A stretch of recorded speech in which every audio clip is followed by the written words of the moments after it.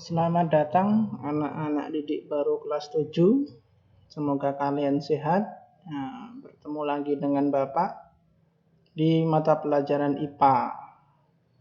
Pada bab 1 ini kita akan belajar tentang objek IPA dan pengamatannya.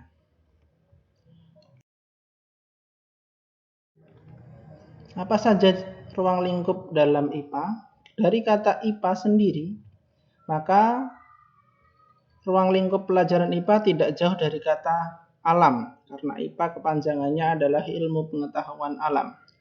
Di alam ada apa saja?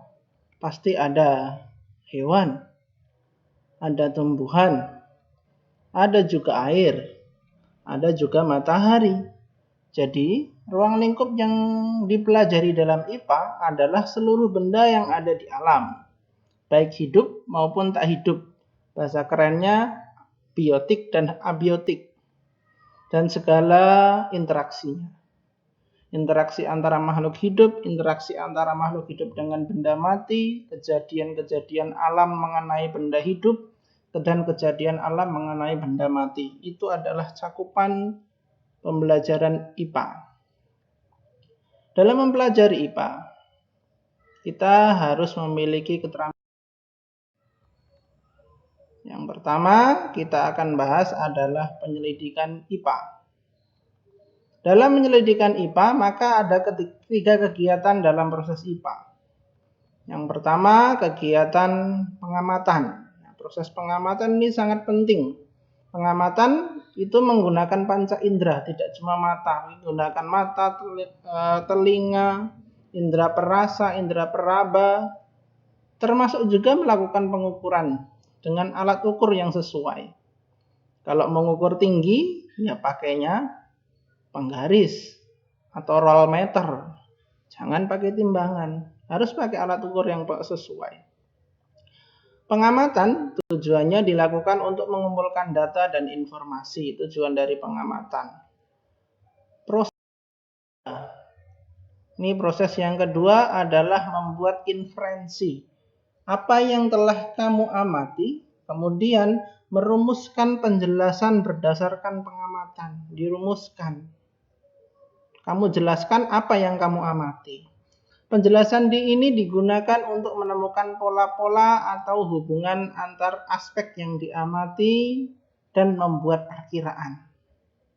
Kamu juga harus diajarkan juga membuat perkiraan. Nanti kira-kira jawabannya seperti apa ya?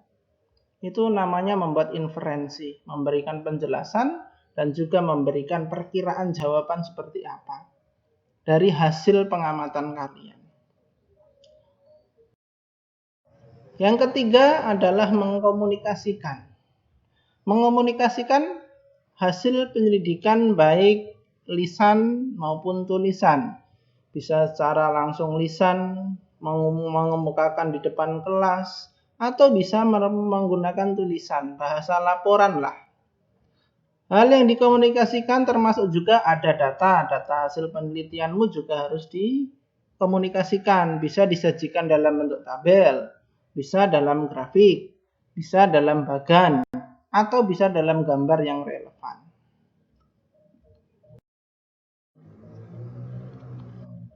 Manfaat dan kegunaan mempelajari IPA. Apa tuh manfaatnya kamu mempelajari IPA? Tentunya banyak sekali, dan diantaranya yang pertama adalah meningkatkan kualitas hidup. Jadi kamu bisa tahu cara menanam bunga, bisa tahu apakah biji bisa menghasilkan tanaman. Kemudian yang kedua, memahami berbagai hal di sekitar kita. Jadi kamu paham kenapa ya matahari bisa bersinar, kenapa hujan bisa turun. Kamu akan mengetahui hal yang ada di lingkungan sekitar. Mengapa ya kita harus bernafas? Apa tujuan kita bernafas? Kita akan tahu, memahami hal yang ada di sekitar kita dan di sekitar lingkungan di tubuh kita sendiri. Yang ketiga adalah menyelesaikan masalah. Dengan belajar IPA, kamu bisa belajar menyelesaikan masalah. Bagaimana ini air bisa keruh? Bagaimana cara menjernihkan air yang keruh? Itu adalah penyelesaian masalah. Kamu nanti selesaikan masalah-masalah yang ada di lingkunganmu. Yang keempat adalah berpikir logis dan sistematis. Dengan pengamatan, dengan praktikum. Nah, itu kamu nanti bisa berpikir logis, bisa menyimpulkan. Kalau datanya seperti ini, maka kesimpulannya seperti apa.